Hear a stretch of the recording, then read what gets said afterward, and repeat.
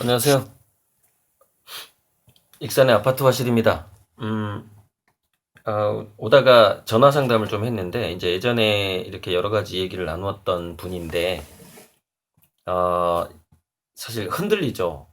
제가, 그러니까 미래 사회는 이렇게 될 거니까, 어, 당신 아들은 이러이러한 유형이니까, 이렇게 길러라, 라고 이제 충고를 할 때는, 어, 좋아하는데 시간이 지나면 이제 또 주변 엄마들이 있잖아요. 주변 엄마들 때문에 또 이제 흔들리는 거야. 그래서 다시 20세기 교육으로 막 가려고 그래. 21세기 중반 교육을 시켜야 되는데. 우리 아이들의 전성기를 늘 상상해 봐야 된다 이 말이죠. 그래서 이제 다시 이제 고민을 하는 카톡이 와서, 제가 이사 중이잖아요. 지금도 이제 차에 짐을 좀 옮겨야 되는데, 차 안에서만 통화가 가능하다. 이제 카톡은 지금 하기 힘들다 그래갖고 이제 통화를 좀 했고, 그거를 15분 정도 했는데 한번 들어보시자고요. 제가 예전에 강의할 때도 많이 했던 내용인데, 자, 예를 들어서 소수가 다니는 대안학교를 가면 아무래도 이제 좀 전국에서 몰려오고, 그러면 이제 사실 동네 친구가 없어지는 측면이 있단 말이죠. 소수 대안학교가. 그리고 이제 그러다 보면 이제 뭐 또래 집단을 만드는 것이 약해질 수가 있는 거지. 그래서 저는 15세 이후나 20세 이후에 자기 친구를 만나도 좋다고 보는데, 자, 우리나라의 또래라는 거는 마치 뭐 같냐면은 보험을 드는 것 같은 느낌이 있었어요, 지금까지. 얘가 나중에 무슨 힘들면 친구들이 도와주겠지. 뭐 이런 게 있었다고. 동창들이 도움이 되겠지. 이런 게 있었는데, 그거는 그런 기대감이라는 것이 뭐에 기반을 두고 있었냐면은, 역시 70년, 80년, 90년대에 친구들이 다들 각각 자기 직장에 취직할 수 있었고, 월급을 받을 수 있었어. 안정된 직장을 뭐 7, 80%가 잡을 수 있었어. 그러면은 내 친구가 그러니까 내 아들이 갑자기 직장에 잘리고 폭망을 했어. 그러면은 자기 동창들한테 보험이라도 팔 수 있겠지라는 마음이었단 말이에요. 근데 앞으로는 또래 집단 자체가 안정된 직장이 없어. 다 프리랜서야. 다 백수야 그냥. 이럴 확률이 많아. 차라리 또래 집단을 사귀느니 재벌 아들을 사귀는 게 훨씬 나아. 재벌 아들 한 명은 딱 골라가지고. 그게 훨씬 안전해. 과거하고 시대가 달라졌다 이거죠. 자, 그렇기 때문에 이제 사실 재벌 아들 한 명 사귀는 게 낫다라는 것도 하나의 힌트가 될 수가 있는데, 왜 내가 15세 이후에 20세 이후에 차라리 친구를 사귀는 게 좋다고 얘기를 하느냐. 15세까지는 얘가 뭔가에 몰입할 시간을, 혼자서 몰입할 시간을 더 줘서 뭔가의 고수를 만들어야 돼. 그러면은 이게, 이 사회라는 게 뭐가 있냐면은, 미술 분야로 예를 들자면, 예를 들어서 어떤 동양화에서 사군자 중에서 대나무만 무지무지 잘 그리는 사람이 있어. 또는 뭐, 호랑이만 엄청 잘 그려. 또는 꽃 그림만 엄청 잘 그려. 근데 또 어떤 사람은, 도자기를 하는데, 달 항아리를 너무 잘 만들어. 그래가지고, 이게 결국 나중에 가면은 되게 자기가 가장 잘하는 걸로 좀 먹고 살 가능성이 많거든요. 그게 이제 덕후 경제라는 거야. 덕후 경제. 그러니까 우리 애는 뭐에 한 가지 뛰어난가를 만들어주게 되면 덕후들끼리의 하나의 경제 체계가 생겨. 그러니까 고수들끼리의 하나의 커뮤니티가 형성이 되는 거지. 야, 우리나라 도자기의 고수는 뭐야? 우리나라 무슨 게임의 고수는 누구냐? 우리나라에서 꽃을 제일 잘 키우는 사람이 누구냐?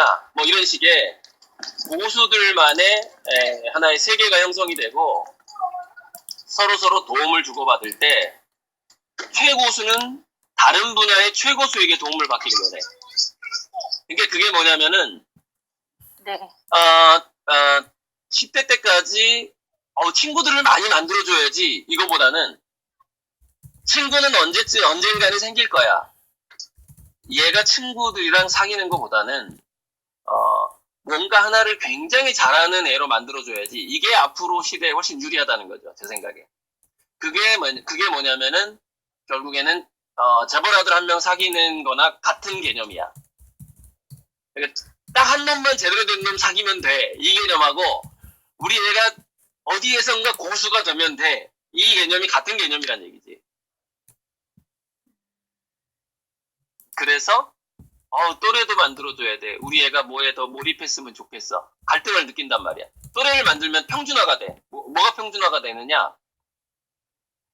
자기 자신이 특히 10대 애들은 그게 강한데 그거를 뭐라고 하냐면은 그걸 뭐라 그러지? 컬리그 프레셔라고 하던가? 컬리그 프레셔? 동료 집단 압력이라고 그래. 동료 집단 영어로 뭐라 그러죠? 컬리그라고 할 것 같은데.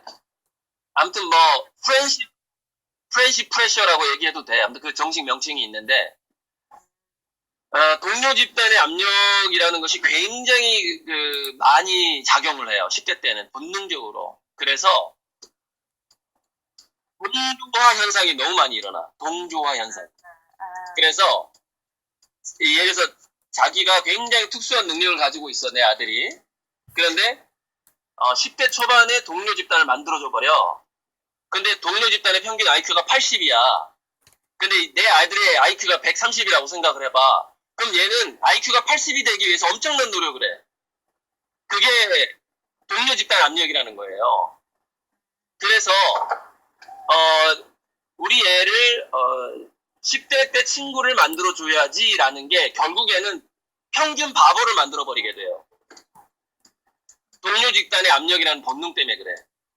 친구들로부터 벗어나기를 좋아하지 않아. 그래서 옷을 입어도 다 뭐 이렇게 노스페이스 입고 뭐 양말을 신어도 뭐 브랜드를 신고 싶어 하고 뭐 이런 거 있잖아요. 이런 게 그 청소년기의 동료 집단 압력에 의한 본능이에요. 근데 그게 4차 산업혁명기 인공지능 시대에 아주 치명적이야. 왜? 개성을 날살하는 방식으로 작용을 하게 되거든. 그러니까 나는 오히려 15세 이전에 또는 20세 이전에 친구가 없는 게 좋다고 보는 거야. 친구가 없어야만이 개성을 만들 수 있고 그래야만이 덕후가 될 가능성이 높아. 그런데 봐봐. 덕후 경제에서 이제 부족 경제가 되는 거야. 무슨 얘기냐면은 자, 미니어처를 좋아하는 사람들이 있어. 그럼 미니어처를 좋아하는 사람들 동호회가 만들어져. 그럼 거기에는 부족장이 있고 코치가 있고 그래. 코치가 있고 그다음에 추종자들이 있어. 근데 덕후 경제에서 추종자는 그냥 국가에서 주는 보조금을 받고 살아야 돼. 그런데 부족이라는 건 보통 150명에서 200명 또는 우리가 한 5,000명까지 확장을 한다고 해요. 부족이라는 게 덕후 부족. 그러니까 동일한 취미를 가진 부족들이 있어. 오프라인에서 만날 수 있는 최대 어떤 명수가 있어. 그게 한 5,000명 정도가 돼요. 예를 들어서 누구누구 팬클럽이다. 그러면은 가장 많이 모이면 한 5,000명이 모이는 거야. 오프라인에서. 온라인 팬클럽은 많이 있겠지. 그래서 예를 들어서 벼룩시장 같은 게 형성이 되기도 하고 그래. 덕후들끼리. 그런데 거기서 부족장만 부자가 되는 거야. 부족장만. 나머지는 그냥 이렇게 월급을 받거나 아니면 보조금을 받고 살게 되는데 그나마 할 일이 그거밖에 없어. 왜? 직장이 없으니까. 그러니까 자기 취미라도 붙잡고 살게 돼. 이게 지금 미래 덕후 경제라니까요. 우리 아이들이 살아가게 될 경제라니까 이게. 그래서 나는 뭐냐면은 전 세계에 어떤 특정 취미를 좋아하는 사람이 딱 150명밖에 없을 수도 있어. 오케이? 그런데 그 150명 중에 부족장이 되면 되는 거야. 그러니까 굉장히 우리가 봤을 땐 미친 짓 같고 특이한 짓 같고 얘가 도저히 이래가지고는 뭐 이렇게 제대로 된 장가나 갈 수 있을까, 뭐 여자친구나 사귈 수 있을까, 뭐 이 정도의 일에 막 몰입을 하고 있는 거야 우리 애가. 냅두라는 거야. 전 세계에서 100명이 몰입하고 있는 걸 하고 있으라고 무슨 얘기냐? 75억 명 중에서 150명만 취미생활 할 수 있는 일을 우리 애가 하고 있는 거야 지금. 엄청난 거지. 이거를 도저히 미래의 희망이 있다라고 부모가 생각할 수가 없어. 너무나 새로운 거기 때문에. 너무나 특이한 것이고. 하지만 전 세계가 연결이 된단 말이야, 인공지능에 의해서. 그리고 덕후 경제가 되게 되면은 진정한 자기 친구는 한국에 한 명도 없는 거야. 예를 들자면 영국에 한 명 있고 미국에 한 명 있고 일본에 한 명 있어. 각국에 한 명밖에 없어. 그걸 모으면 그게 150명, 200명이야. 그런데 얘가 거기서 부족장이야. 자, 그럼 어떤 일이 벌어지느냐? 엄청난 존경을 받게 돼. 자, 그런데 아주 특이한 취미를 가진 아이들 중에 어떤 확률이 좀 많냐면 재벌 아들이 끼어있을 확률이 좀 높아. 지금 나 다시 이제 이야기가 원점으로 가는 거야. 내가 처음에 단순하게 얘기했지만. 그래서 우리 집에는 재벌 아들도 아닌데 되게 가난한 애야. 가난한 애인데 뭐 예를 들어서 뭘 하나를 되게 잘해. 그러면 이제 재벌 아들이 뒤늦게 이 재벌 아들 해서 참 이거 우리 구독자를 들으면은 싫어할지도 모르겠는데 아무튼 그런 경향이 좀 있다 이거예요. 재벌 아들이 이제 뭐 이렇게 재벌 아들이다 보니까 아들 딸이다 보니까 얘는 어렸을 때 돈 벌 궁리를 안 해. 취미 생활만 하는 거지. 그런데 부모의 기대치가 부모가 재산이 많을수록 부모의 기대치라는 그 압력이 또 대단해. 그래서 그 부모가 원하는 바를 해야 너 이거 안 하면 재산 안 물려줘 막 이런 압력도 있어. 예를 들자면 엄청난 부잣집은. 그래서 얘가 예를 들어서 그림을 좋아하는데 법대를 간 거야. 그래 해보니까 법이 안 맞아 자기랑. 그래가지고 결국에는 얘는 두 가지를 놓쳐. 그러니까 법적으로도 성공을 못하고 자기가 꿈꾸었던 문예체에서도 성공을 못해. 재벌 아들들이 그런 경향이 많아. 자, 나중에 이제 자기 그 부모나 할아버지가 이제 다 이제 갈 때가 됐어. 그럼 이제 자기가 슬슬 이렇게 물려받기 시작해. 그럼 얘는 모든 것을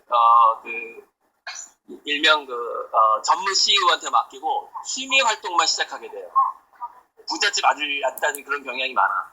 근데 이제 그 취미 활동을 시작하다 보니까 가난한 집에서 태어난 애가 그걸 엄청나게 잘한 거야. 왜 어렸을 때 그 부모가 방치해버렸네? 그거만 하라고 냅둬버린 거야. 뭐 또래 집단도 안 만들어주고 뭐 학원도 안 보냈어. 근데 되게 특이한 취미를 했는데 얘가 무지하게 그걸 잘해. 그러면 그 재벌 아들은 그 애를 엄청나게 존경하게 돼. 그래가지고 어떻게 되냐면 내 전 재산을 털어서 당신을 지원해 줄 테니까 우리 동호회를 확장하자. 우리 취미를 이렇게 하자. 그러면서 먹는 것을 완벽하게 해결해줘. 그런 후원자, 진짜 어떤 후원자가 생겨. 사실 저한테 후원자가 생긴 것도 비슷한 현상이에요.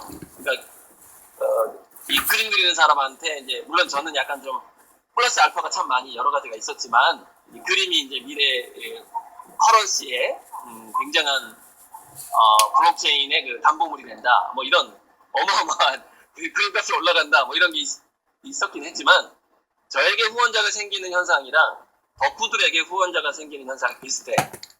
너무 길었나요? 자, 여기서 중간 질문 해볼래요? 목소리 녹음돼도 된다 그랬죠? 그러니까 이게 듣다 보니까 예전에 선생님한테 들었던 거예요. 막 새록새록 떠올라. 내가 이 얘기를 다 했어. 과거에 강의에서 다 했고 상담할 때도 다 했어. 여러분 진짜야. 그러니까 중요한 거는 믿음이군요. 잊어버리는 거야. 왜 잊어버리느냐? 잊어버려. 왜냐면은 지금 사회가 그런 사회가 아니거든. 그러니까 자기는 21세기 초로 살고 있거든. 근데 우리 애는 21세기 중반 이후로 살게 된단 말이야. 그럼 21세기 중반 이후의 세상을 생각해봐야지. 그때는 부익부 빈익빈이라니까요. 그러니까 그때도 이 얘기를 들으면서 무릎을 치고 이런 길을 가질 수 있는 아이구나. 그래. 지금 그 집의 아이가 부족장이 될 아이란 말이야. 부족장이 될 아이를 허접한 취미생활하는 인간으로 만들지 말란 얘기지, 내 말을. 부족장이 될 애를 부족장을 만들어야지. 그 얘기죠. 딱 보면 기질이 나오잖아. 얘는 부족장이다. 나오잖아. 덕후 경제에 그걸 깨닫게 해줘서 한 거지. 딱 봐서 나오진 않아. 딱 봐도 팔자가 부족장 팔자인데 좀 확 밀어줘요. 또래 집단 이런 거에 넘어가지 마. 그리고 나는 발도르프 같은 경우에도 어떻게 하라고 하냐면은 발도르프 학교 선생을 속이라 그래. 그러니까 무슨 얘기냐면 발도르프의 장점을 배우기 위해서는 발도르프 학교를 속일 수밖에 없어. 엄마랑 얘랑 짜고 우리는 디지털 기기 집에서 절대 사용 안 하는 거야. 그리고 가정방문 올 때 디지털 기기를 다 숨겨야지 지하실에. 그리고 그 사람들이 나간 다음에 다시 다 꺼내놓는 거야. 그렇게 해서 디지털도 친화하고 왜냐면은 덕후경제가 다양해질 수 있는 이유가 뭐냐면은 인터넷 디지털 이 어떤 모바일 그 기반이 있기 때문에 전 세계의 어떤 그 덕후 모임을 한국에서도 할 수 있고 일본에서도 할 수 있어요. 근데 막 해외에서 사람들이 와. 막 돈을 싸들고 온다니까? 왜? 재벌 아들딸 중에 그런 애들이 많다고. 특이한 취미를 가진 애들은 재벌 아들딸이 그걸 동경하는 애들이 재벌 아들딸이 많아. 부잣집 애들이 많다고. 그걸 다 물려받은 거야 재산을. 그러니까요. 부모가 문제예요. 부모가.